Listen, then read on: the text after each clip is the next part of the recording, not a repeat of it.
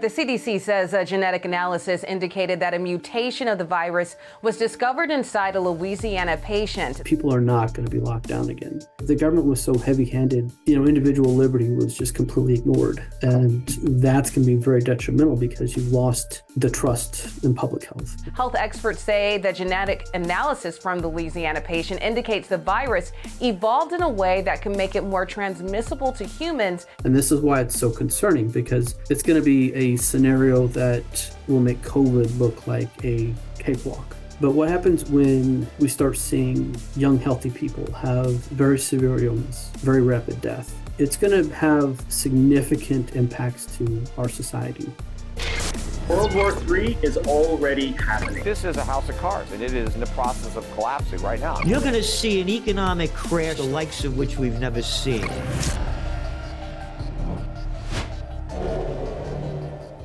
Hi folks, Canadian Prepper here. Today on the channel we have Robert Niezgoda, who's an infectious disease epidemiologist with 14 years of public health experience, currently a PhD candidate at the University of Iowa. He's done pandemic and emergency response planning, done community health assessments, program evaluation, epidemiological design and analysis, and all other kinds of words that I have trouble pronouncing, and as well as emergency exercise planning, and has partook in numerous exercises and real world disaster scenarios. And he's here to share his knowledge with us today. Thanks for coming on. No, thank you very much for having me. So, is the zombie apocalypse, is that something we need to worry about? I would say maybe not. Okay. But if you're prepared for zombies, you can handle pretty much anything else. Yeah, I would agree. Yeah. Is there any virus that, we see these things in the movies like 28 Days Later, like rabies virus? Could a rabies virus go airborne or become so viral that it turns people into ravenous cannibals, or is that just science fiction? Probably science fiction mostly, but Mother Nature is a mad scientist, and who knows what she'll cook up for us down the road. Well, I figured I'd open with an outlandish question like that, and everything will be far more serious from here on in. Maybe you could start off by telling us, you consider yourself an epidemiologist. What's the difference between epidemiology and virology?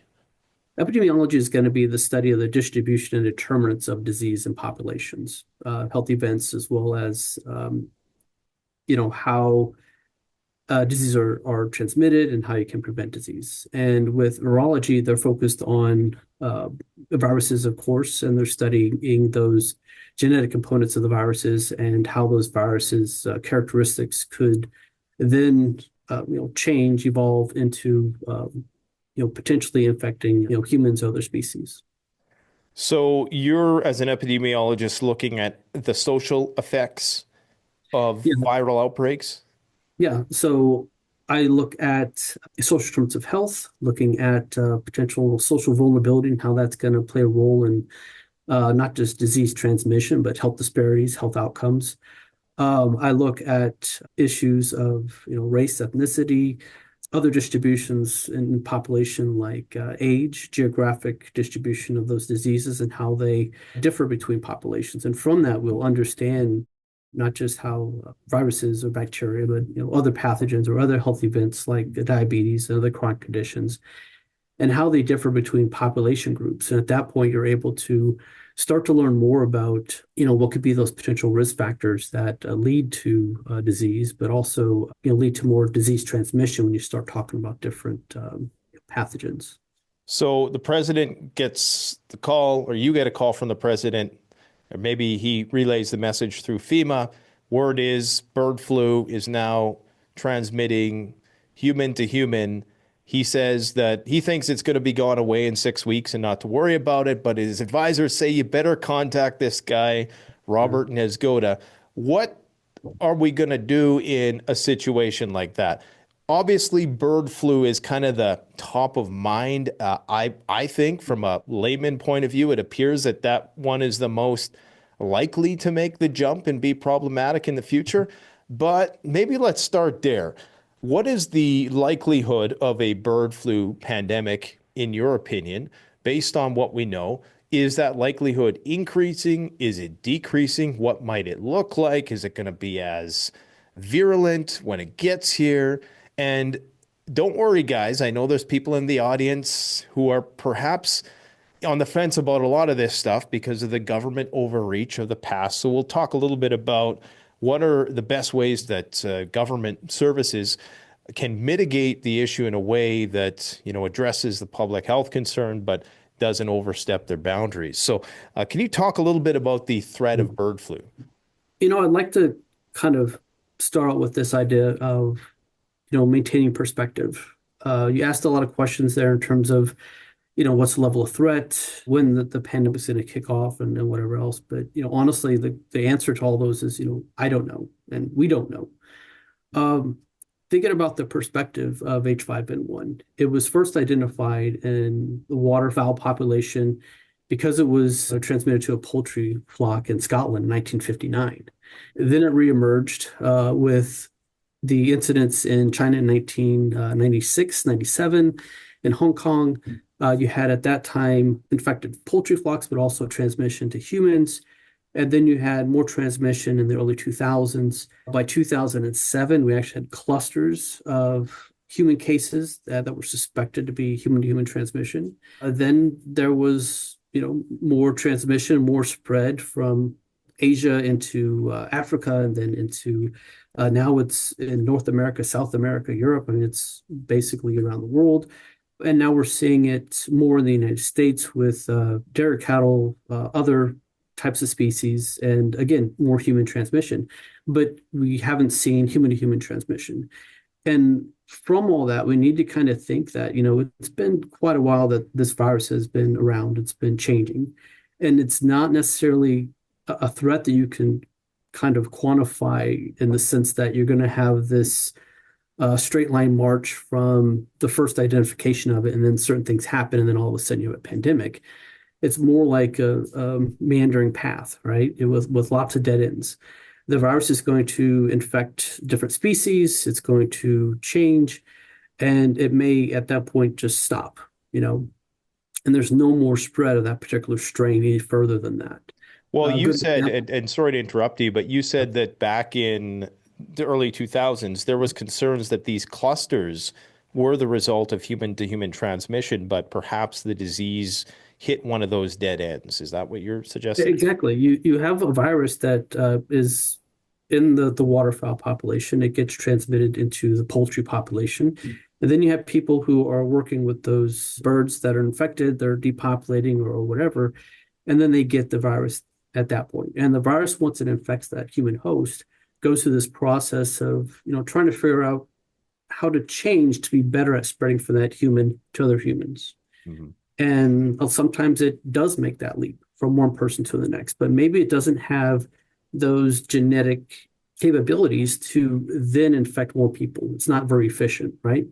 So through disease surveillance, hopefully, we identify those early cases in those workers who are depopulating, for instance, and we're able to identify illness, and we step in, we identify contacts, and we either hopefully don't see any additional contacts, and it stops right there. There's no more viral transmission beyond that case. So a good example of this happened with the case in Louisiana. This person, he was exposed through wild birds in his backyard.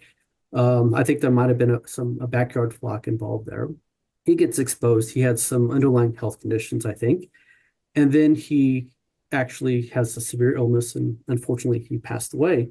But they looked at that genetic makeup of that virus that he had, and it did have some changes to where some of the markers that we're really concerned about, he did have, I think 2 of the 3 is just missing one very important one, but he didn't have any transmission beyond that person, right? Or none that they actually saw. Mm-hmm. And I doubt there was any transmission. But at that point, that's a dead end. That type of H5N1, that strain or whatever, it stopped right there with those changes. It doesn't, it's not an instance where you see a change in the virus that infects one person just suddenly changes all the other virus. It has to go someplace. So the concern would be if you had a virus that was in the waterfowl population that had those changes and then was able to continue to either maintain in the waterfowl or wild bird population or and then get spread to more humans. And once that would happen, then you'd have additional chances for that virus to change within those human hosts to then make it more efficient to be transmitted from person to person. When I think about the concern for a pandemic from H1N1, we just don't know when it's going to happen or if it's ever going to happen. It could be another 5 years or never, right? But what we have to look for is when you have the initial human case, is there subsequent transmission to another person? And then at that point, that's probably a trigger point we need to watch for. And if we see that they're starting to be clustering, we need to focus on that event and say, okay, what's happening? Is it just a small cluster? Or is that virus going to really become efficient and be transmitted from person to person to the point that it goes from the initial contact to a household member? Maybe they haven't identified that person through disease surveillance that they're sick, and all of a sudden the virus makes a break out of that household into other people in the community. And once that happens, the possibility of a pandemic is very, very real. Because once you get sustained transmission like that with an efficient virus, it's impossible, not possible, but it's very, very difficult to stop the spread again. So what happened with H1N1, for instance, in 2009, that was an instance where you had a reassortment of a virus. They think it was in a pig, got into the human population. You had flu-like illnesses. It wasn't caught through the disease surveillance process in Mexico. And then it got out into the community and then went person to person to person. And then you had a pandemic. But even from the time it was identified in Mexico until the time that it started hitting the United States, we had some weeks, it's not something where a pandemic happens and all of a sudden it's everywhere. Okay. Yeah, I think that's something that Hollywood has done a disservice because we all thought, the pandemic was going to spread fast. And I mean, it kind of did, but it didn't also. I mean, it was a multi-year process, right? But, if you think about what happened with even going back to 1918 and that pandemic, you have a situation where it was first identified in one part of the United States. And even though we were being, the long range transportation at the time was by train, it took a couple months to go across the United States. And then it took more months to go around the world. But with COVID, you had a situation where the initial reports were being published by promedmail.org in, I guess, mid-December 2019. That's where I first saw it. And I was like, uh-oh, because they're reporting severe respiratory illness of a novel SARS-like virus. It's the first report I saw from the Chinese doctors that posted. And once I saw the subsequent posts that were being made, I realized that virus had already, it already got out of the box. It was infecting lots of people in that city, and it was going quickly through the population. So I knew in early January that we were going to have a pandemic. I wasn't 100% sure, but based on what they were saying in China, there was a lot of people being infected, and they were doing some really aggressive measures to try to contain it, and it just wasn't working. So pandemics, if you are watching, you can see some telltale signs that things are going to potentially get worse. But you have to just pay attention and not necessarily be so panicked that you don't take some common sense measures to help protect yourself or your family. And I think that's where the concern is that people get into panic mode and they just kind of do some things that are probably going to put them more at risk than what they if they just had some common sense plans in place. Well, I think you make an excellent point that it really comes down to that one jump. I mean, the difference between a dead end and a continuous pathway is really one transmission potentially. Mm-hmm. And so that's where the disease monitoring is so important. But knowing what we know about the prevalence, because it seems now we're hearing more about other species getting bird flu. I mean, this was not something I heard about a few years ago. The seals and the sea lions were dying from it.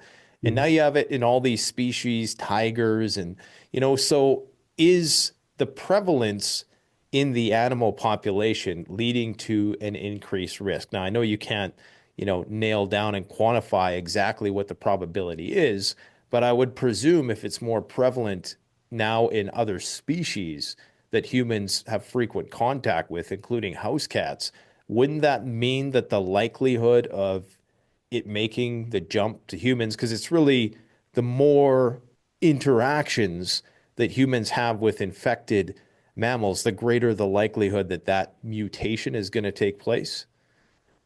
It's definitely an increased risk. You have a virus that's being um, it's infecting new species hosts, and it gives an opportunity to change, right? In terms of trying to say, that's an increased risk, it's definitely a red flag. But then you have to think about, what are the changes in the virus that are actually resulting in increased infections of species? If it's a receptor that we have in common with that animal, that's really concerning. But a lot of times you have different receptors that the virus is going to bind to depending on what species you're dealing with, right? So it's not, something that we can just easily say, oh, this is happening, therefore we have an increased risk. It's definitely concerning. But I think the risks that we have to worry about, well, there's lots of different risks we have to worry about.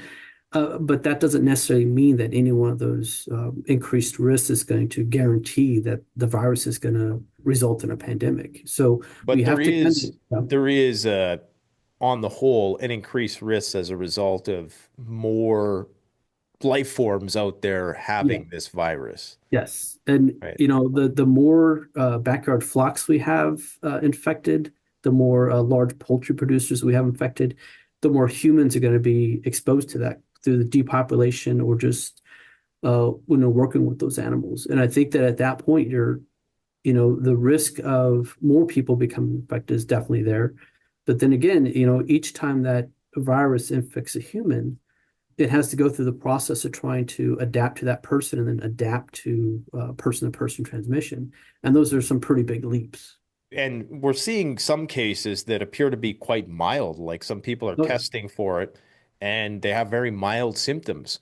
Wouldn't it be very concerning if this thing was incubating in somebody or they actually had the virus and they perhaps maybe didn't even know it? Could they still be infectious in that case, passing on perhaps a strain? And I presume that, this is why highly lethal pathogens don't tend to spread that long because they kill the host too fast. But, and maybe that's not true. I don't know. You could enlighten me about that. But is it possible that this thing could be spreading covertly in a lighter form and we just don't realize it yet? Or, is it the testing? And this where perhaps it gets a little political because, of course, people will say, well, you're just testing for it more. And is there a possibility that I guess we get a diluted, less lethal form of bird flu? That's a possibility. Every time you have somebody who gets infected with H5N1, there's a few substrains that are being passed around right now from animals to humans. But if it's in a poultry worker of I'd say just a commercial company, I guess, they have really strict and really well-developed biosecurity as well as depopulation plans, right? So whenever you have to go through depopulation, part of that is that the health department is there. I'm talking about Missouri now. I'm sure it's very similar around the United States, probably Canada too. When you have a depopulation event, you monitor the health of those individuals so that if they start to have a fever or any sort of other illness type symptoms, they're going to get tested and then to identify potential for H5. Now, the issue is, what about those smaller flocks or other contacts with wild birds? Somebody has a mild illness, may not decide to go seek medical care, right? They're not going to see a healthcare provider, they're not going to be tested. We're not going to know anything about them, right? So that would be one of those gaps in our surveillance and public health that people would have a mild illness that would give the opportunity for that virus to be in that person, replicate. But then it still has to change enough to, be efficient to go from person to person. But that could be a possibility. Is it possible that they could have mild symptoms, but they could pass on a strain which is actually still lethal to other people? Um, Again, it'd be possible, Right. but you'd have a virus that was still going to be changing from host to host, because every time it infects somebody, it has that possibility as it replicates to have some sort of minor change. But I guess the possibility is there, though, that people could be spreading something and not even realize it, and then perhaps at some point they detect it and then they say it's a problem. Yeah, I mean it's a possibility, but again, you'd have to have a situation where that initial person that gets infected, the virus has the the genetic changes in place that make it easier to go from person to person. And So, again, that's a pretty big leap. so when a virus, like for it to go human to human, what has to happen in a virus? And I know nothing about this besides just cursory knowledge, so this is why you're here. What changes, like when it jumps to another host, is there a change in the DNA of the virus, or how does that work?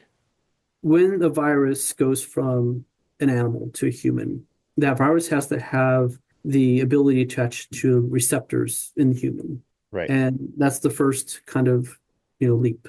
And sometimes the virus will have, a really strong affinity or ability to then, bind to those receptors in the human upper respiratory tract or lower respiratory tract, depending on what type of receptor it's binding with. But then it has to invade the cell and circumvent a number of different immune functions that are going to try to stop it.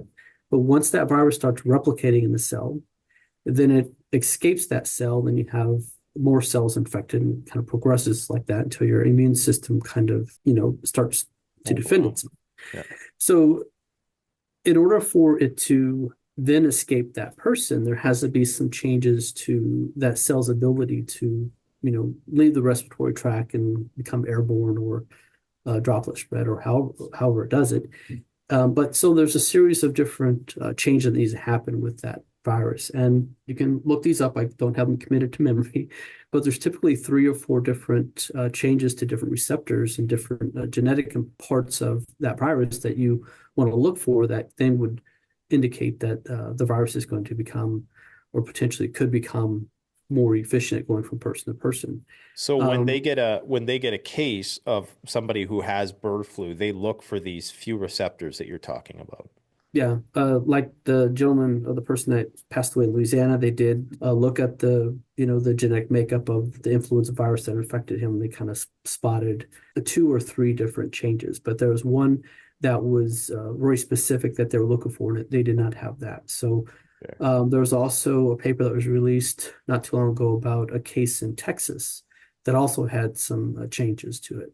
Well, keep in mind, influenza is an RNA virus. So unlike a DNA virus, the RNA viruses are sloppy when they replicate. DNA has different mechanisms where they proofread the code before it gets replicated. With RNA, when it's being produced, there's lots of instances where you could have different point mutations or even entire segments from maybe another influenza virus that's co-infecting the cell being put together with the existing influenza virus that you're replicating. So there's different ways you can get reassortment or point mutations or whatever else. So that's why influenza changes so much because it's just sloppy. It's an RNA virus.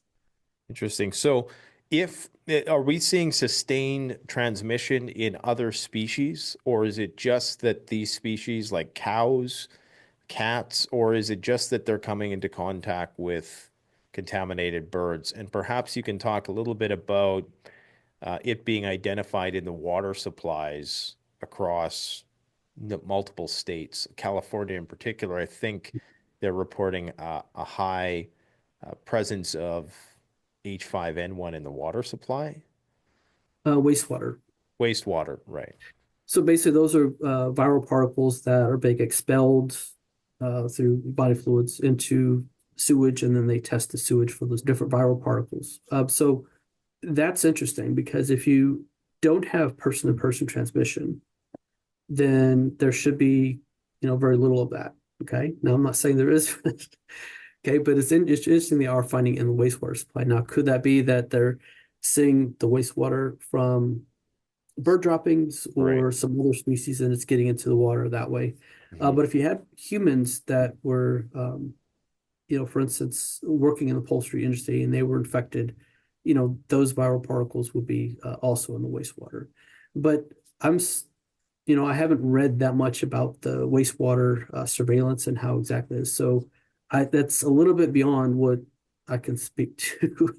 Mhm. But yeah, it is concerning that they're identifying in the wastewater. But I don't think that there's person-to-person transmission occurring with a pandemic type strain of H5N1 because you definitely see the numbers in the, presenting to hospitals being tested for influenza A increasing beyond just what you'd see with a normal flu, right? Or flu season. Now, the CDC has initiated a health alert the other day, and they did request that clinicians start sending more of their influenza A samples for subtyping. Okay. Mm. Now, I'm not sure if this is just in response to something they saw in their normal surveillance, or maybe the wastewater issue. I'm not quite sure. But there is a CDC clinician call on Thursday that I'm going to listen to that might shed some more light on why they're doing this.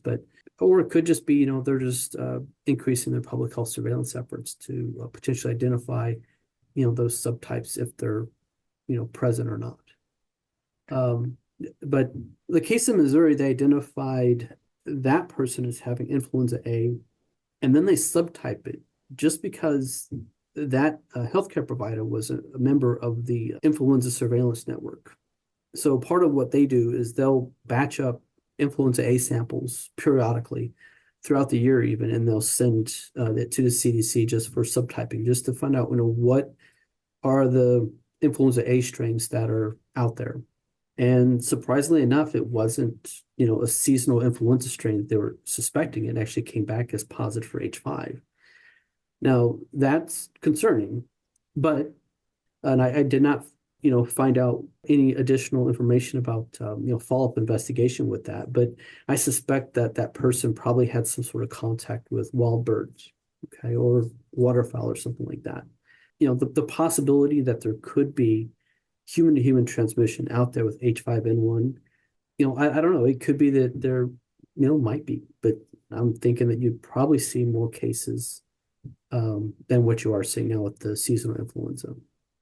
Well, I appreciate you being, more conservative in your estimations, because, we don't want to be sensational or anything like that, especially now where the public trust in a lot of health organizations is pretty low. So I think it's good that you're, erring on the side of caution and not jumping off the deep end. But I also think that, the wastewater, the animal to animal transmission that I look forward to your insights on as to whether or not that's happening.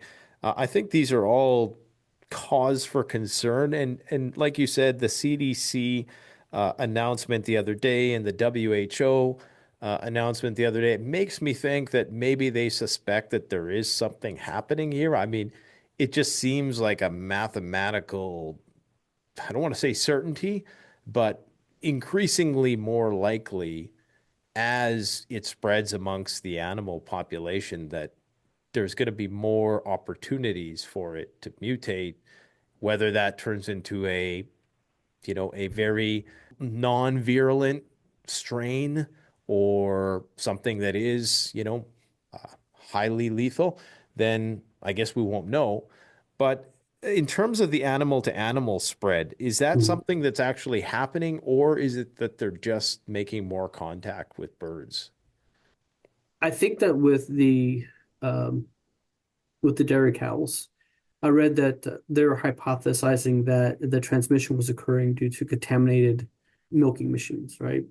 So that's one possibility. It could also be that, there's some sort of, other mechanism at play.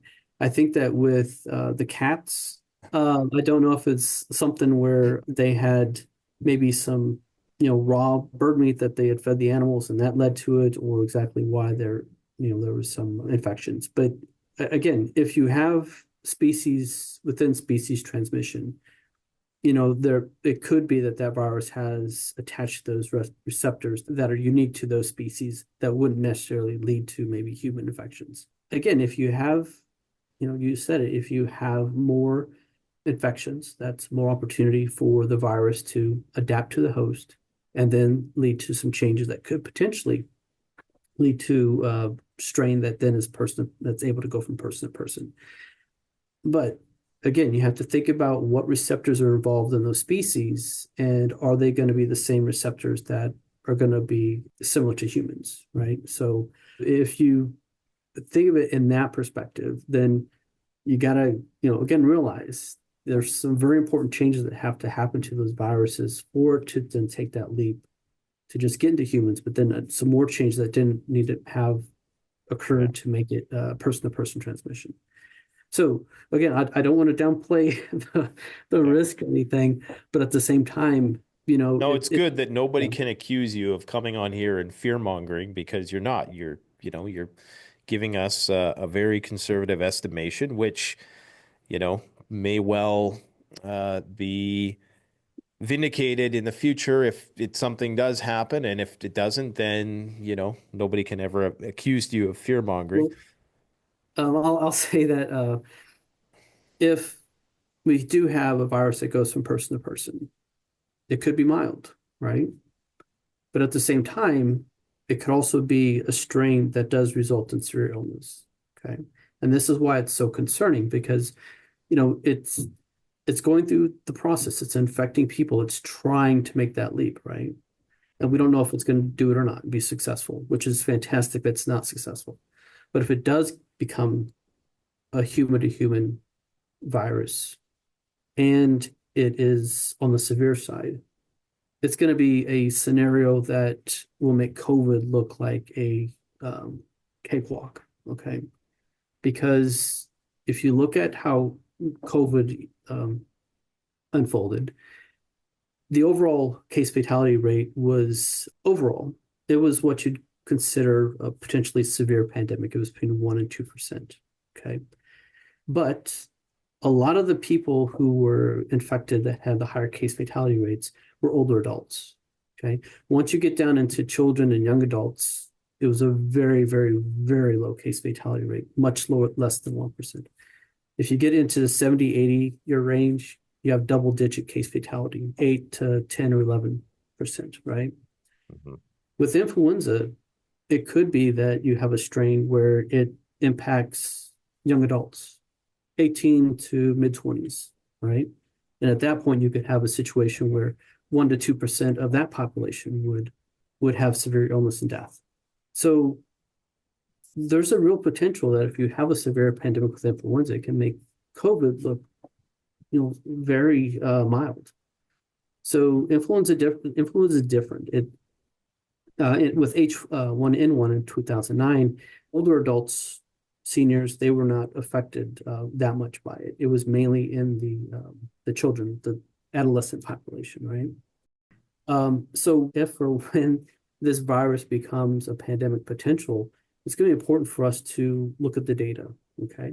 See who's it infecting. Is it primarily in younger children? Is it in young adults? Is it in the older population?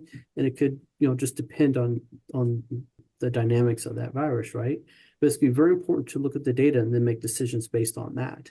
And I'll make a criticism of COVID. A lot of the decisions that were made were not based on the data, but we need to look at the data and be honest about it. Say, who is this virus actually affecting?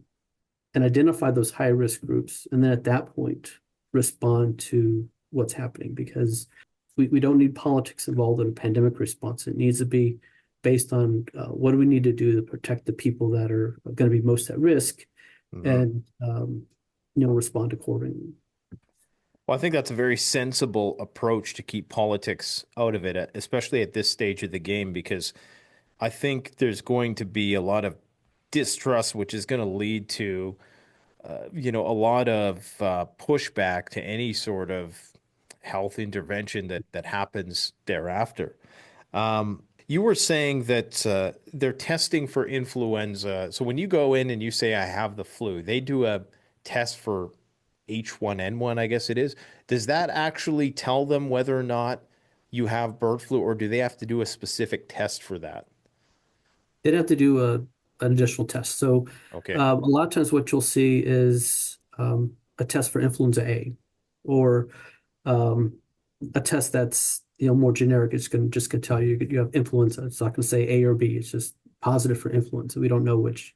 So there'd be an additional subtyping of that strain to then determine if you have H5 or H1 or something like that. Okay. And then I think there might even be some additional testing that would need to be done to see if it's H5. So now the CDC H2 is saying we need to start testing for the subtype.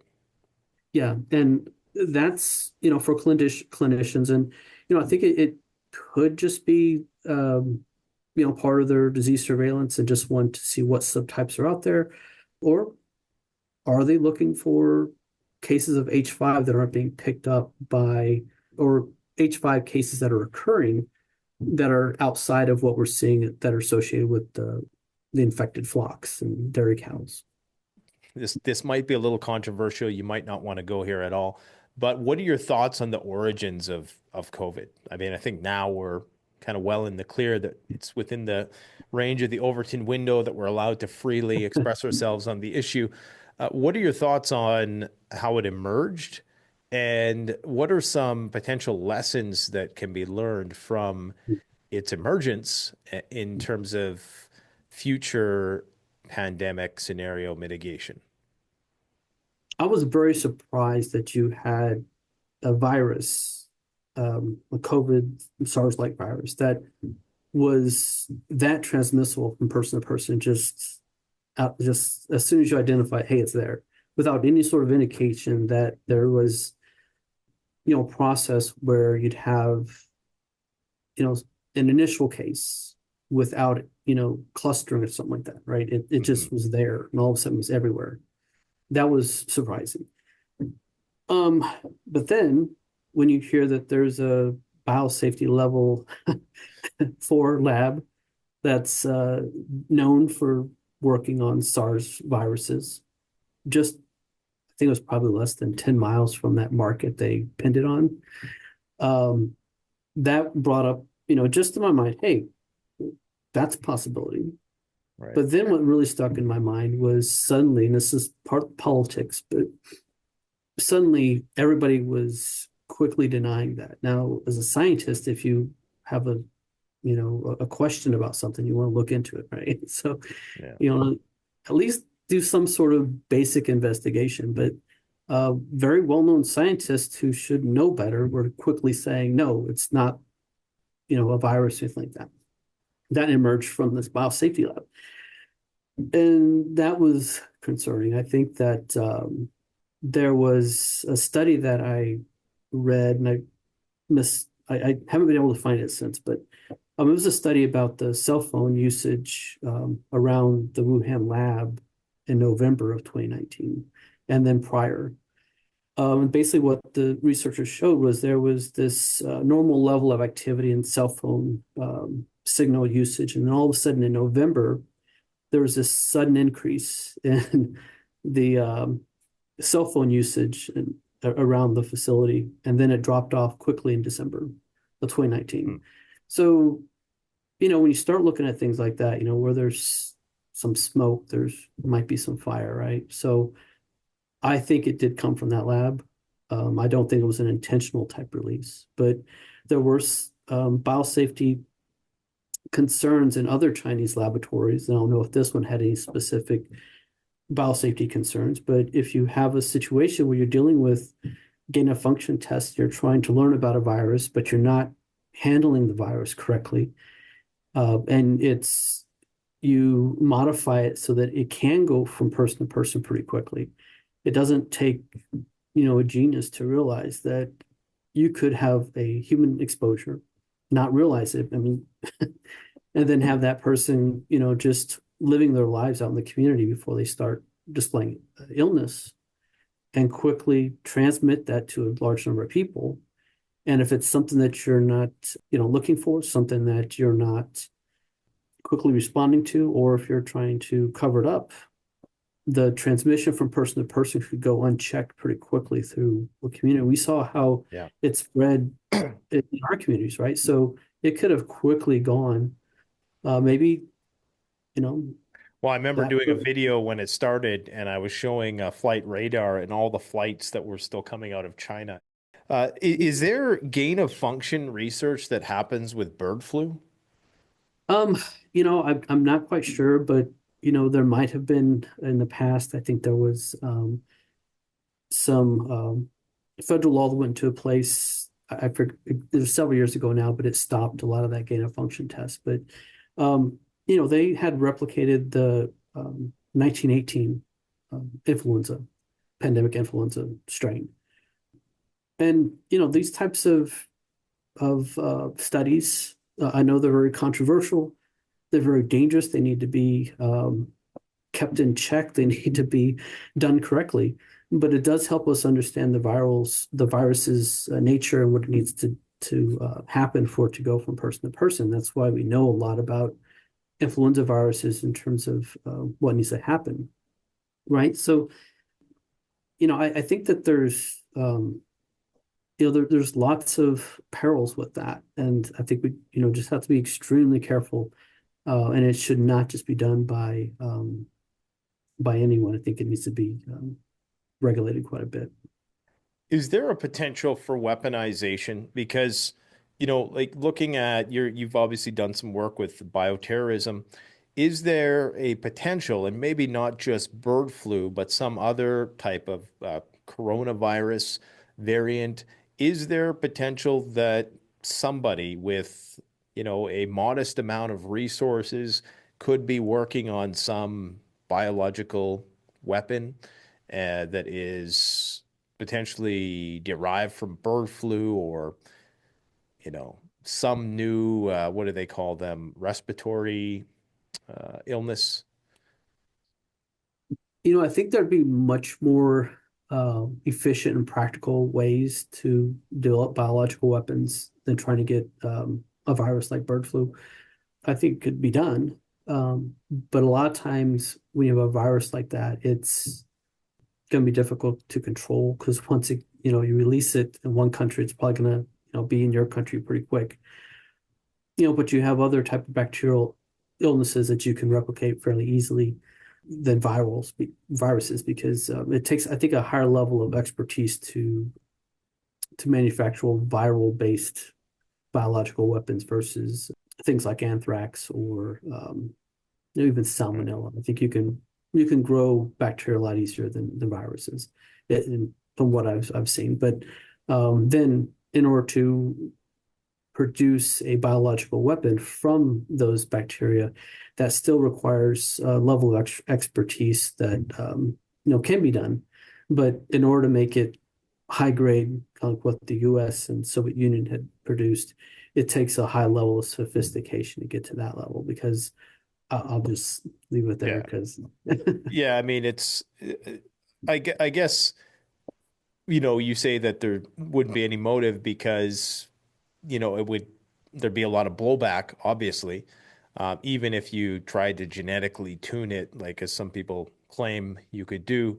There is, of course, the potential of that it will mutate and come and affect you. But this is not to say that you can't discount the possibility that some fanatical nihilist, at some point, scientist gone rogue, for whatever reason, or maybe it's just the case of it's kind of like the nuclear option, maybe for some countries. Whereas, yes, we know we're going to incur a lot of death and destruction, but you might incur more type thing. When you prepare for bioterrorism, it sounds like you're more so focused on the threats that perhaps are more localized, like an anthrax type thing, which perhaps is not going to spread that far. Well, a lot of the bioterrorism preparedness we looked at were agents like anthrax, but also smallpox. Issues of disease surveillance, and then once you identify that potential agent, then how are you going to respond to it in terms of the public health response to identify people, contact tracing, as well as delivery of antibiotics, for instance, if it's anthrax.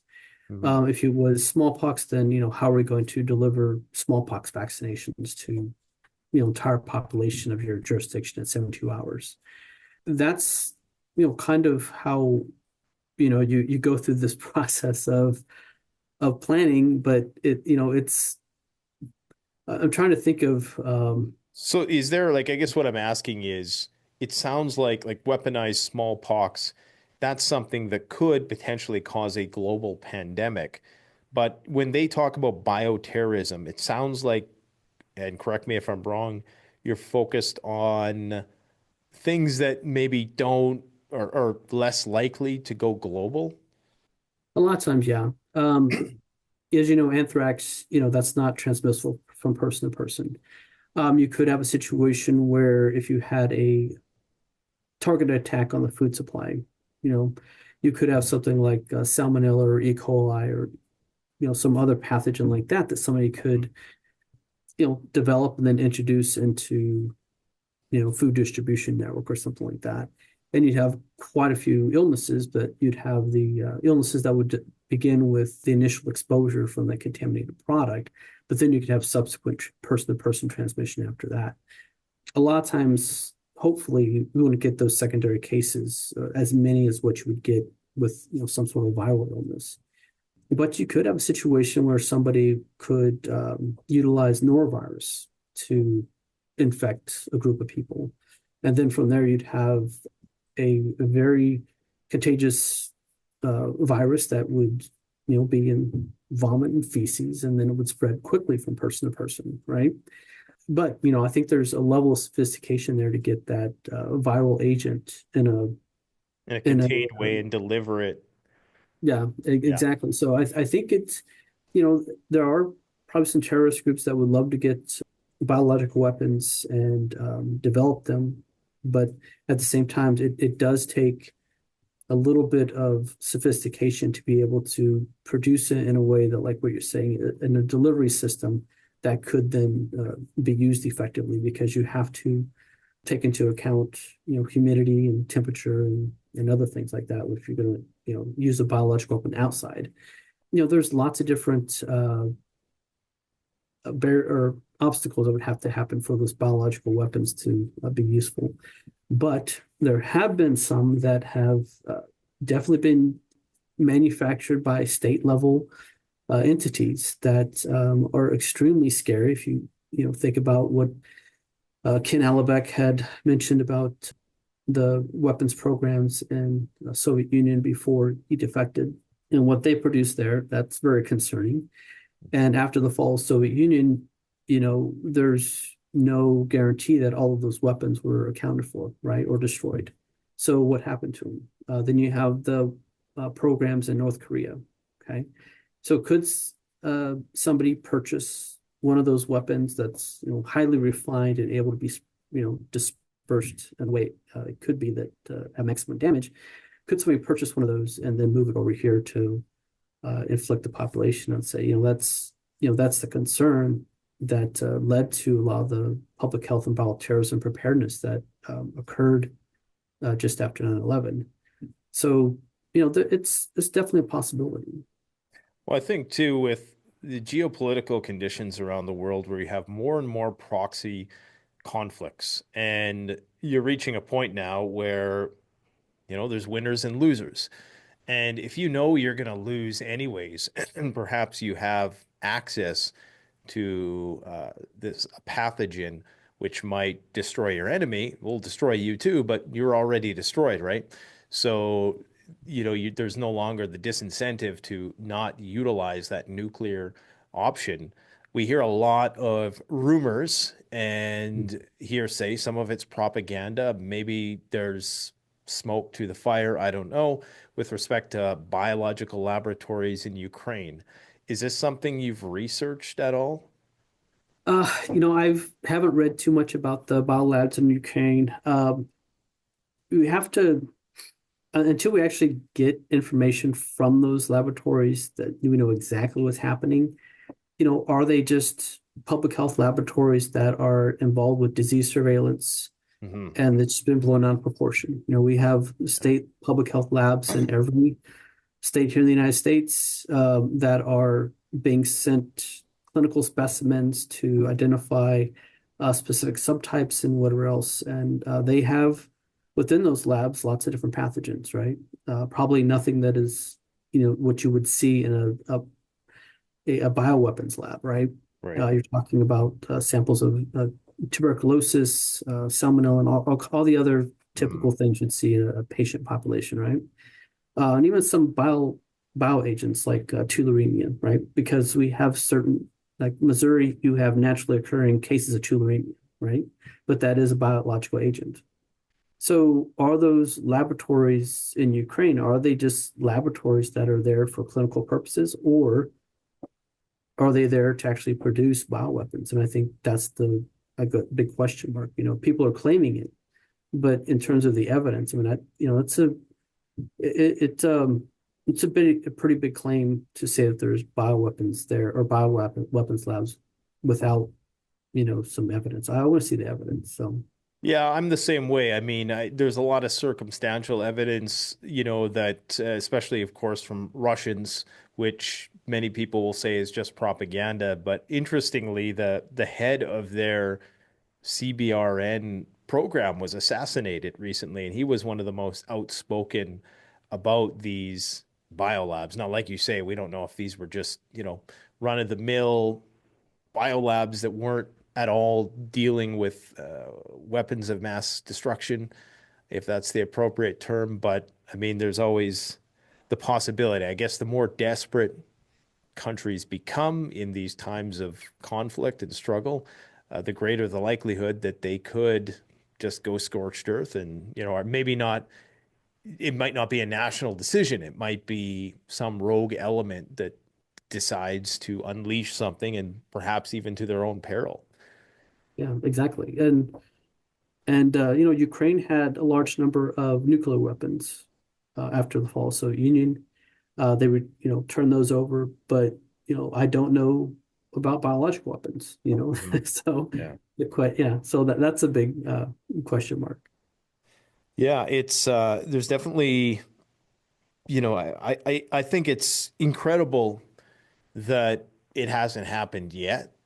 And I've always been concerned about a pandemic. That's been one of my most likely scenarios in terms of a disaster that would unfold on a global scale.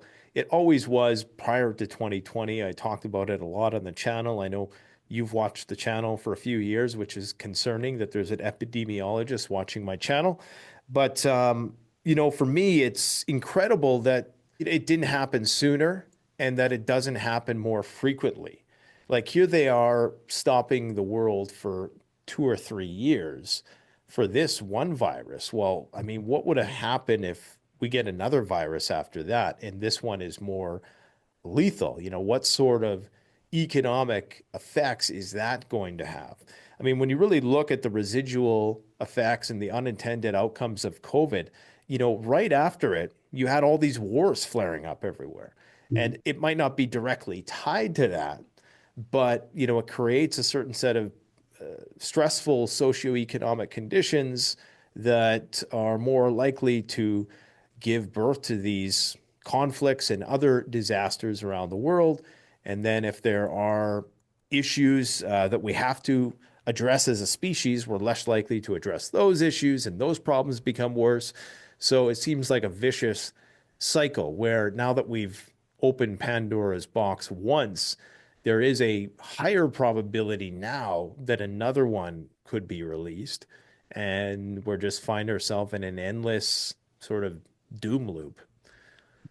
Not a pleasant thought. No. But, Well, that's why we're preppers, right? I mean, yeah. So I think you got to think of these as independent kind of events, right? So just because one has occurred doesn't mean the next one is going to be around the corner. So like flipping a coin, right? The probability of getting heads is the same. You flip the coin, it's the same probability of getting heads than, if you flip it 5 times. It's, each individual instance is its own event, right? So I think if you just look at H5N1, definitely some concerns there, but at the same time, it's been a concern for over 20 years to over 25 years. And if it was just one of those things where each year that goes by, it increases the probability of it changing into a pandemic virus, that would be a concern. But it's not like that, because it's each time you have an infected host, the virus still has to go through those changes. And if it doesn't go through those changes, it ends.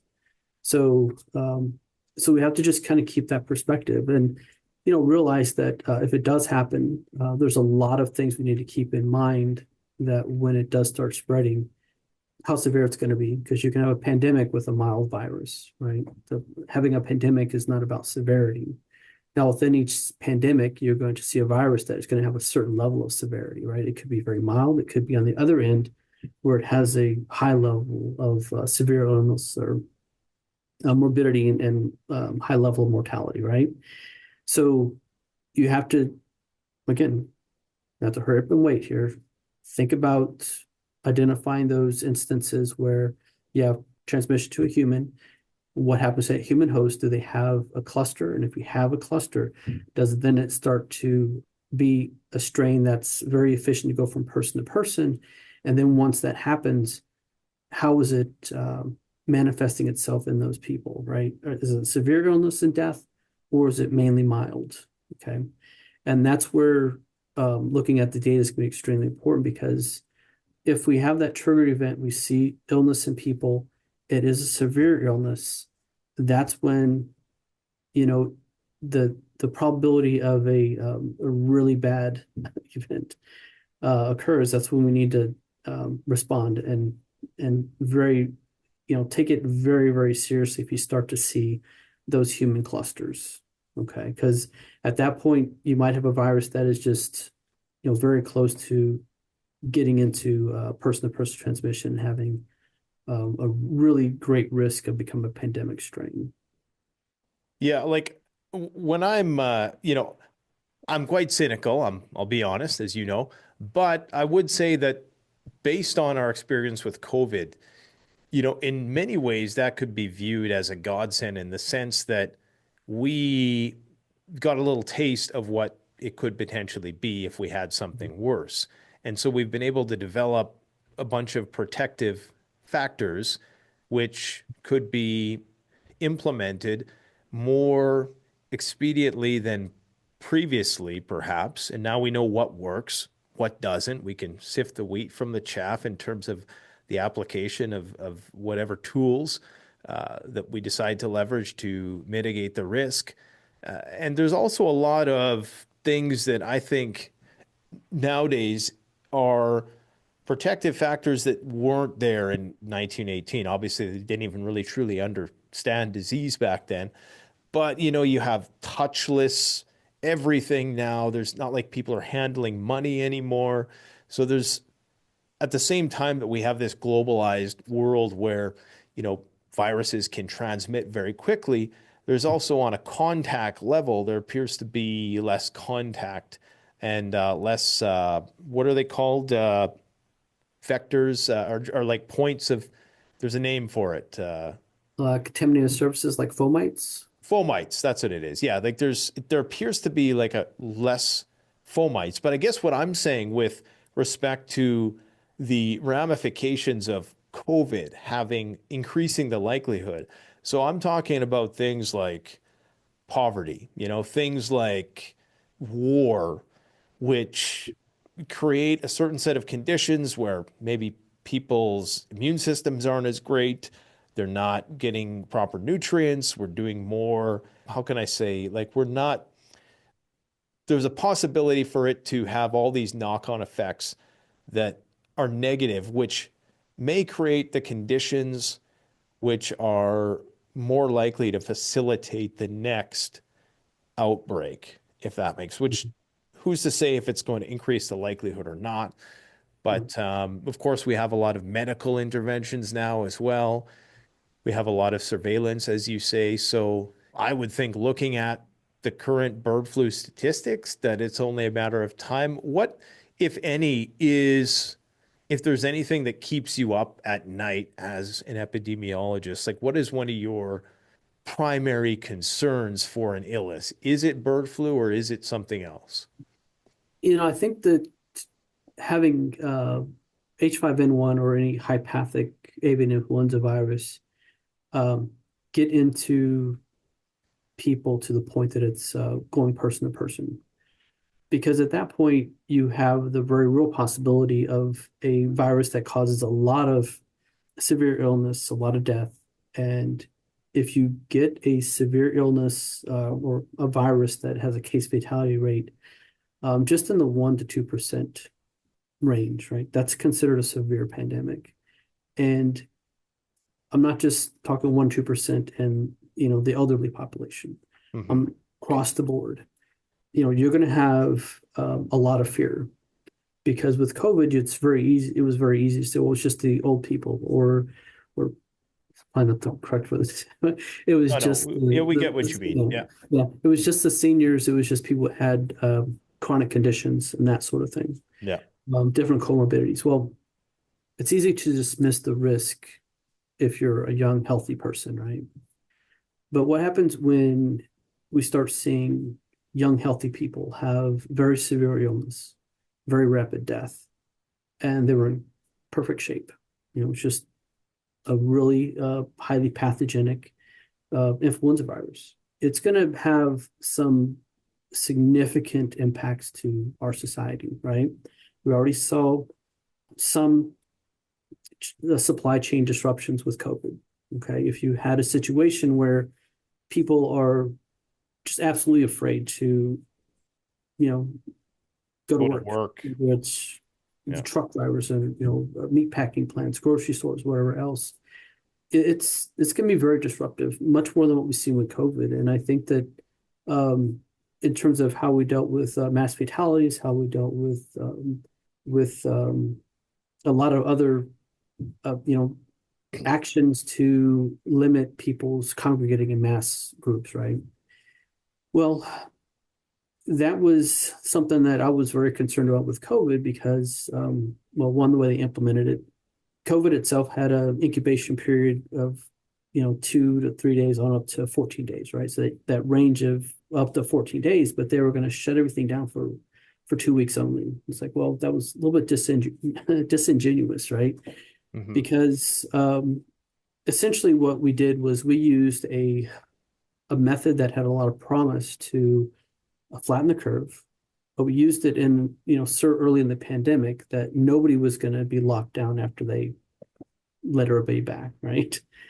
So you kind of used up that bullet you had to actually be effective to help when we needed it, because people are not going to be locked down again.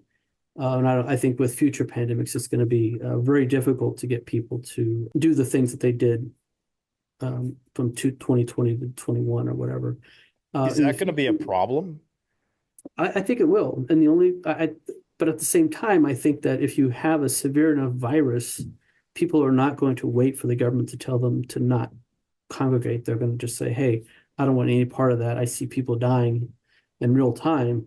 Right. I don't want it. So that might be one factor that would aid with the idea of helping people or getting people to take different measures. But at the same time, the government was so heavy-handed, and it was kind of as if, individual liberty was just completely ignored. And that's going to be very detrimental because you've lost the trust in public health, right? And I think that in the future, we're going to need that trust because we do have a severe pandemic. We're going to have, from the public health side, lots of important messages we need to get out for people to actually take actions to protect themselves. And people if they don't trust those messages, they're not going to do what they need to do in order to help protect themselves and their families. And that's that's troubling for me because I think there was a lot of things that happened COVID that really undermined public health and the science that we use to do different things. And because of that, without that trust, people are going to just probably follow misinformation and other things that are going to Yeah. be very detrimental to their health, which is unfortunate. Well, that's one of the things. Like, I'm a realist. Like, I'm fully aware of the government overreach. I totally side with people on that. But I'm also of the perspective, just because the government mismanaged something doesn't mean there's not a real threat there. And there's going to be some people who, go in one direction and they listen to whatever, the health authorities say. And then there's another group who is not going to believe a word of it, possibly to their own peril. And so one of my missions, if you will, is to try to bring a more even-keeled point of view with these things, especially as preppers. I know there's a lot of people in the audience that this message resonates with them in my audience, but of course, a lot of the most vocal people, especially in the influencer space, seem to be either one or the other. And there doesn't seem to be just that common sense approach that you're sort of talking about, where, yeah, like these are real threats, but if you lose people's trust by doing the one size fits all, where you don't look at, like you were saying earlier, how they should have focused more selectively on how they tried to manage the problem with looking at the groups that were most vulnerable instead of just casting this wide net. There is a danger there that it's going to spread far more rapidly. And what I often find in the United States, just as an example, Western societies in general typically pride themselves on, individual freedom, rights and freedoms. That backfired, obviously, in a lot of ways. Obviously, China eventually it got out of control. But the collectivist seems to be one of their strong points when it comes to this sort of thing. I think people there are going to be more easily sort of having those regulations imposed upon them, as opposed to here, where I think this go around, I mean, forget it. I think if a lethal pathogen happened, if bird flu happened, yeah, you're going to have that portion of society who's going to be wearing their masks in their cars while they're by themselves. I mean, those are lifers. But I think you're going to have a much more critical portion of the population, and that can potentially have some pretty damaging effects. I know even with COVID, for myself personally, I had it twice. And even though I didn't die, and even though I wasn't an advocate of a lot of the draconian policies that they put in place, that was a really bad illness, and I'll never forget it. That's something I'll remember for the rest of my life. So I just feel as though there needs to be a more middle of the road approach to these things before it's too late. Yeah, exactly. And I think that hopefully public health officials have kind of had some time to reflect on it. And, I know a lot of the administrators down here in Missouri, and, they were responding as best they can based on guidance that we're receiving from state health department and guidance that was coming from the CDC. So if you think about it, the people that are working at the local health departments, they're part of the community. A lot of them have lived there, for years and years and years. They know people. They're community members, and they're trying to do the best to help protect all the families that live there. And so it's not like, they're trying to do anything nefarious. But if you're getting bad advice and guidance for whatever reason, I think, again, lots of politics involved. It could also be the fact that you have officials in Washington, D.C. and Georgia who come up with ideas, and they may not have the experience or whatever to be making those calls, but they're also trying to, like you said, one size fits all, for every community in the United States. And what works in Washington, D.C. is probably not going to work in Missouri, right? I mean, there's differences. What's going to work in California is not going to work in Oklahoma, right? So if you had more leeway at the local level to make recommendations and based on what their community needs and would tolerate, I think at that point you get a much more successful response because, if you try to impose something on a population and they're not ready for it, they're going to push back. And what I tell my students is that when you're engaging in policymaking and you have the great idea and you want to, put out this policy and you get a tremendous amount of pushback, you shouldn't double down and force it on people. At that point, you need to pause and try to understand their viewpoint and say, okay, what's happening here? Why are we getting this, pushback? Understand their side and come to some sort of agreement to say, okay, we need to protect people's health. How do we do that in a manner that's going to protect people's liberties, address the concerns that different population groups have, so you can come together with a consensus. And once you get that consensus on how to move forward, then at that point, you're going to have a much more successful response to anything, especially a pandemic when people are very concerned and very fearful. And this is something that I tried to point out when I was a student in Iowa, is that, the vaccine mandates were just wrong for healthcare providers and other people because I still tell my students this. It was just a morally reprehensible policy because you're going to somebody who is deathly afraid of the vaccine and you're telling them you're either going to take this vaccine or you're going to be fired, which means you're going to lose your house, your career is going to be destroyed, your family could be in poverty, what's coming to children. So all these negative things. What type of, as a public health official or healthcare administrator, what type of choice is that? Yeah. And that's a horrible. You can't justify that morally or ethically. It's just not right.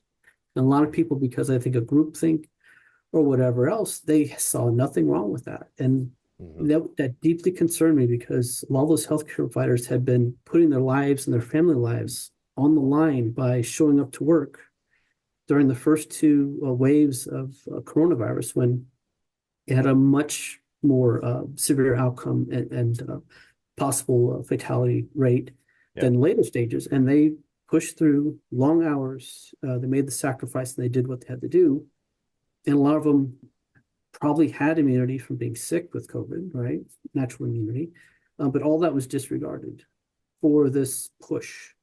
And that really concerned me because I was like, it just didn't feel right. It still doesn't, it's still not right, So I think that, there's a lot of things if you hopefully historically we can look back and say what happened in COVID, what was done correctly, what was not done correctly, own up to it and, learn our lessons. And this is something that, concerns me. You mentioned, we learned all this stuff. And with H1N1, we learned quite a bit, okay? How to deal with messaging, how to deal with vaccine supply and all this other stuff. I was really involved with that response here in Missouri. When COVID started, we didn't deal with the issues we knew we were going to have with messaging. We didn't deal with the issues that we knew we were going to have with vaccine distribution. And there are a lot of other things that I saw. I was like, well, we learned that in 2009 and 2010.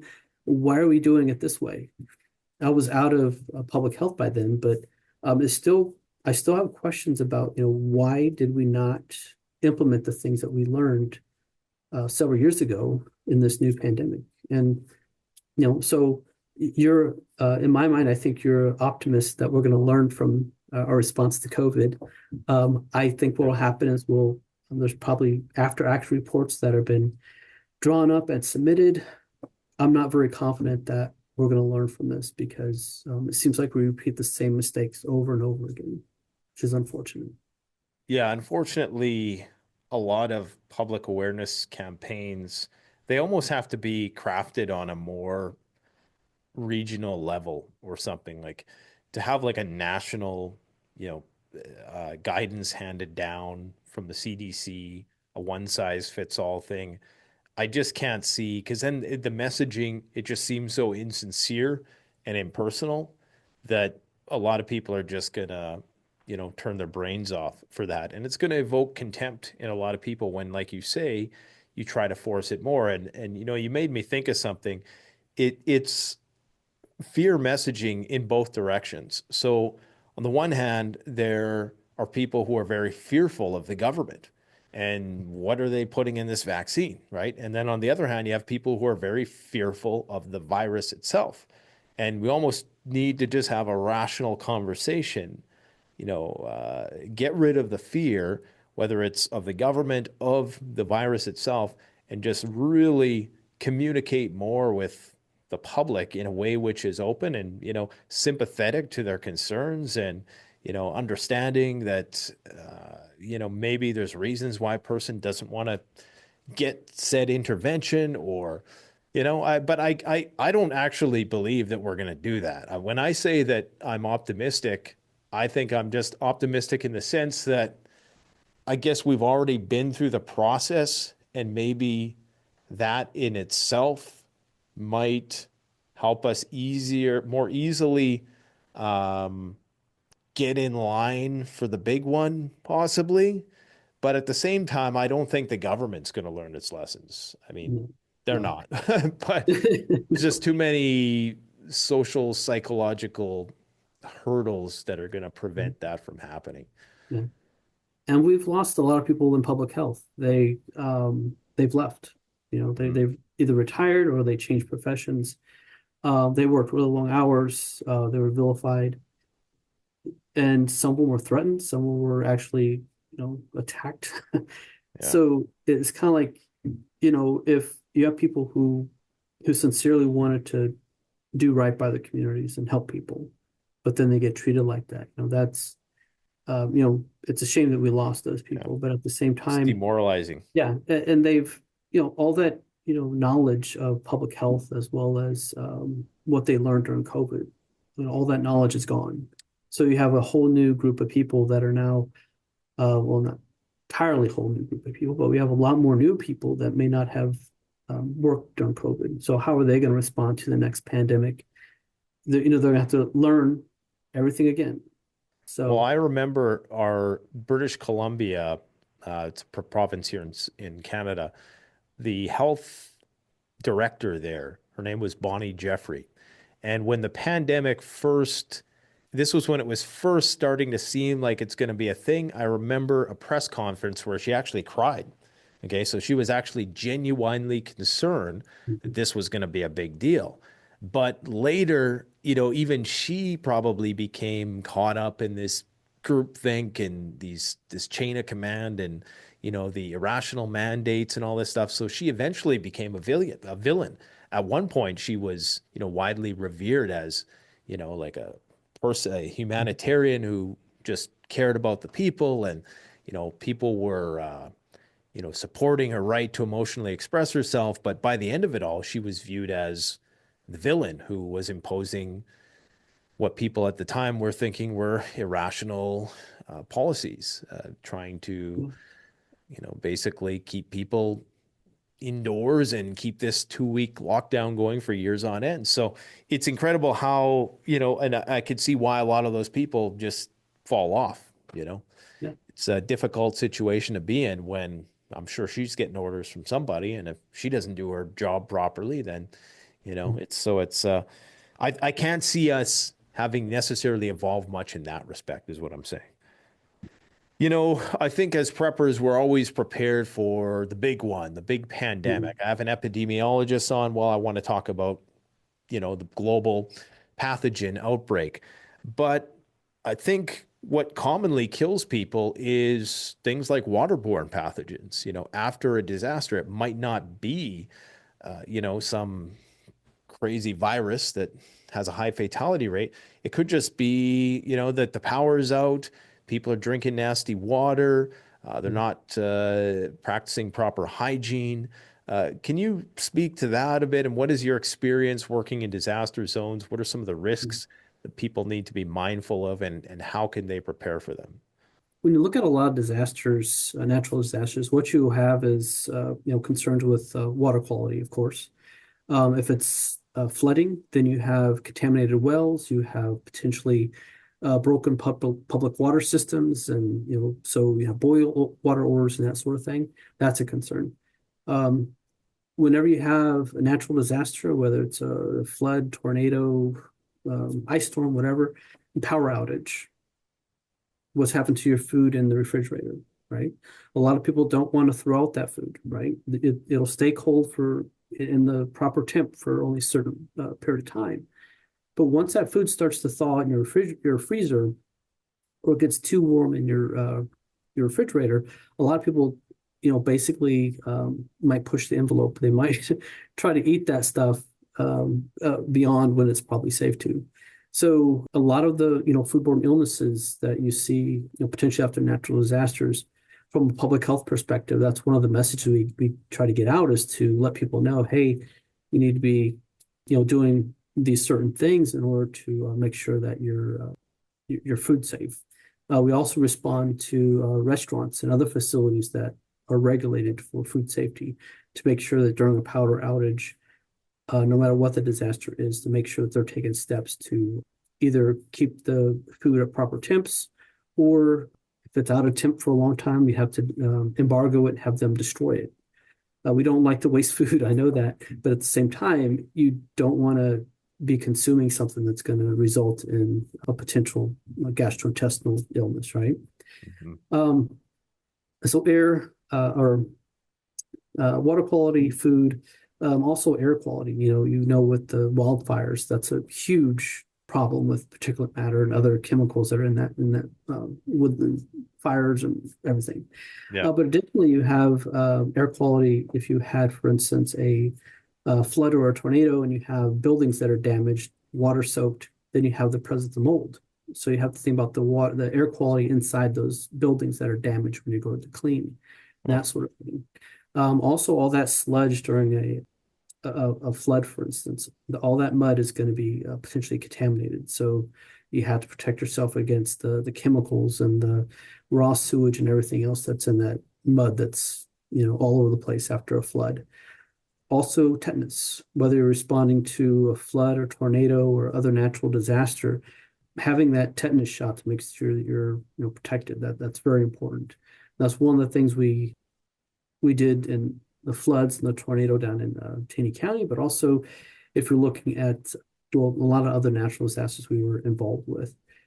I got to say, I'm not a big fan of vaccines, but that's one that I'll always get. Tetanus. Exactly. That's one of those things that can, if there ever is going to be a disaster, there's going to be all kinds of rusty pieces of metal, and it's just one of those easy wins. Yeah, exactly. There's lots of materials out there that you can find in terms of how to protect yourself after a natural disaster. Probably one of the things that I had never thought about till the Joplin tornado was having boots in your tornado safe area, right? When the Joplin tornado went through the hospital there, a lot of the patients did not have their shoes. As you're sitting in a bed, they wheeled the patient into the safe area in the hallways. All the windows got blown out of the hospital, right? There's no power, so the patients had to be basically assisted to go from the various floors all the way down to the first floor to be evacuated. Well, they found out that a lot of the patients had lost their shoes, okay, because the tornado blew everything up. Yeah. So all these patients that were ambulatory, that they were trying to walk, downstairs, which they were perfectly probably capable of, they couldn't because they didn't have any shoes. So each patient had to be basically carried downstairs because of all the broken glass and debris. Right. So that's one of the things that, tornadoes come at all hours of the day. And if it's at night, I always have a pair of boots or sturdy shoes there where we would go for a tornado, because, if your house does get hit, there's going to be lots of debris. And if you got to your safe place at, 2:00 in the morning while you're half asleep, you don't want to try to walk out of there in bare feet, right? Well, especially if you have to dig somebody out, or you're walking all over stuff. A good pair of muck boots has so many uses.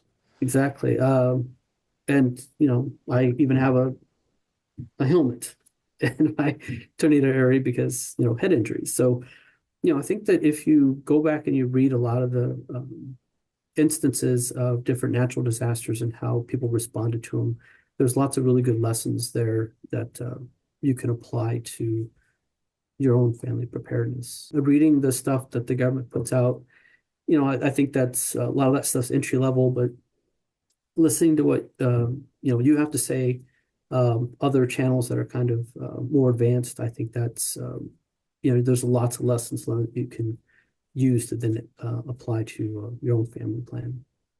Yeah, we had Dr. Timogen Tan on here recently, and he was going over a variety of different, more advanced first aid procedures that people can do, and I'll post a link to that video in the description section. In terms of, different types of medications or treatments, I know you said you had some involvement with a strategic stockpile. I don't think a lot of people know what that is. I mean, there's a strategic oil reserve, there's a strategic gold reserve. In fact, I did a video at one point talking about how the government are actually the biggest preppers. What can you tell us about the strategic medicine reserve, and maybe a little bit of motivation perhaps for people to leverage other options to get their own emergency supply of various medications? Now there's lots of services, as you probably know, that you can get antibiotics and things like that. What is the strategic stockpile, and how does it work? And I guess some of it's classified, so I know you can't. I will tell you as much as I can. The Strategic National Stockpile is a program that is run by the CDC through Department of Homeland Security, of course, partially Department of. Yeah, they changed it since I went through this training, but I think it might be through Homeland Security. Back FEMA? when I did it, I think FEMA's kind of part of that, but it's really run by the CDC because it's health and medical. I think when I went through the training, it was still under the Department of Health and DHHS, Health and Human Services. Oh, okay. But they have, I think, a total of 12 stockpiles that they can get to anywhere in the country within, I think it was 12 hours. So they're strategically placed around the United States, and these stockpiles have carts that will basically be pushed up into an airplane. They contain medical supplies, medications, ventilators, durable medical equipment, just a massive amount. And these can be requested through the state government to the CDC, and then it can be delivered within 12 hours. Now, the other side of the Strategic National Stockpile is the vendor managed inventory. And the vendor managed inventory is a much larger stockpile that is, basically held by various medical supply companies. Yeah. So basically, they rotate the supply through their normal inventory practices. But basically, if you had a major event and the initial push packages get sent out there, that will be the initial supply, and then more supplies would come in from the vendor managed inventory. And then when you start thinking about the amount that has, I mean, it's a tremendous amount of various medications and bandages and durable medical equipment, all kinds of stuff. And the government would have dibs on that. Yeah. But I mean, in some respects, throughout the pandemic, at least in the initial phase, there was a pretty significant shortfall of numerous supplies, despite having a lot. Arguably, they weren't sufficiently prepared for a national emergency. And I mean, could you really ever be when you're talking about 300 million people, right? You can only have so much insurance, I guess. That was interesting because in 2006, going to 2007, we had a lot of pandemic preparedness work that we had done. And it was part of the federal money that was coming down to every state. And we implemented and developed pandemic plans. We exercised them and did a whole bunch of other work. But part of the fund that came out after that was the development of different types of caches around the country for emergencies, pandemics, all kinds of different things. And in 2009, when H1N1 came around, a lot of those caches were used by hospitals, health departments to respond to the pandemic back then. But I don't know if they were replenished after 2009, 2010. Right. It costs a lot of money, right?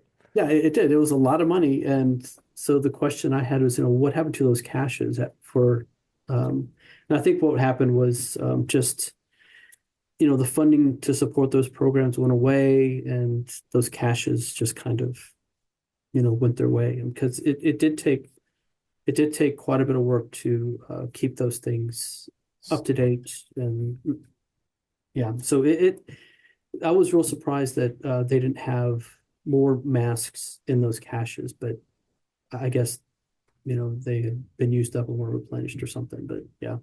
So I can only imagine today, I wonder if those stockpiles have been fully replenished yet or not. I mean, that's something to keep in mind. I know we live in such a just-in-time delivery global supply chain that the likelihood of being able to get stuff is actually diminishing as things start to decouple here, which is why I always encourage people to have a bit of a contingency plan. Get your emergency antibiotics, get your own medical supplies. A lot of them have been shown to be able to, and this is by U.S. military studies, to last a lot longer than the expiration dates might indicate. But don't sue me about that, please. But that is according to the U.S. Shelf Life Extension Program. But is there anything else that you think people should be just mindful of with all of this stuff? I mean, obviously, it's a hot button issue for a lot of people. It can be a very contentious issue. I think you've presented a fairly even keel case for people to consider. But with respect to pandemic preparedness, anything else you'd like to advise us about? I think the important thing is to maintain perspective, listening and to all your work. There's a lot of things happening. We have to keep in perspective that the pandemic with H5N1 may or may not happen. So we still need to be concerned. We still need to watch for those trigger points, clusters of cases and potential early human-to-human transmission. And at that point, that's when you can start being concerned, really concerned, right? The other thing is just generally keep perspective of, what's all happening in the world, but, maintain and be aware of your own mental health around your family, because that's one of those things that it will decide and factor into how well you respond to different emergencies. If you're struggling with depression or anxiety, and you have an extremely stressful event that you have to respond to and take care of yourself and your family, it may not go very well. So take care of yourself right now. You mentioned your physical health. I think mental health is right there. Lots of studies say that if you exercise and you have a good diet, it's going to help improve your mental health as well. But generally, just keep yourself physically and mentally healthy, because I think there are lots of threats in the world, and I would say that we're probably closer than not to something happening. Not necessarily with the pandemic, maybe, but we have enough geopolitical global economy, and you just keep going down the list of different things that are possibly out there. Mm-hmm. But just keeping perspective and having positive mental health is going to help you a lot, because we're going to need it, unfortunately. Well, I appreciate your scientific analysis and candor with respect to the issue. Nobody could ever accuse you of fear-mongering here today, which is very important. I am quite concerned about it. I think even just by virtue of me having you on, that is a sign to me that, a storm is brewing, perhaps. I think the fact that it's receiving so much attention, and that, just as we discussed, the general prevalence of it all, and perhaps even some of the more nefarious motivations that we didn't really get into in terms of entities that might be involved in wanting to do this for whatever sort of diabolical purposes, be they terrorists or otherwise. You know, there's just so much, a flurry of possibilities. And I always advise my audience, as you know, never be scared about this stuff. Be concerned. It's kind of intriguing. It's kind of exciting in a weird way. But we just want to be of the mindset that, hey, this is a risk. And I think the more we kind of front run all of that with this kind of information, the less panic there's going to be. So I appreciate you coming out today. It's been great having you on. And yeah, I wish you the best of luck with your PhD defense. Thank you very much. And I agree with you. Be concerned. Don't be panicked. Yeah, absolutely. Don't be a panic prepper. Yeah, Exactly. Thank you. all right. Thanks a lot. Thank you.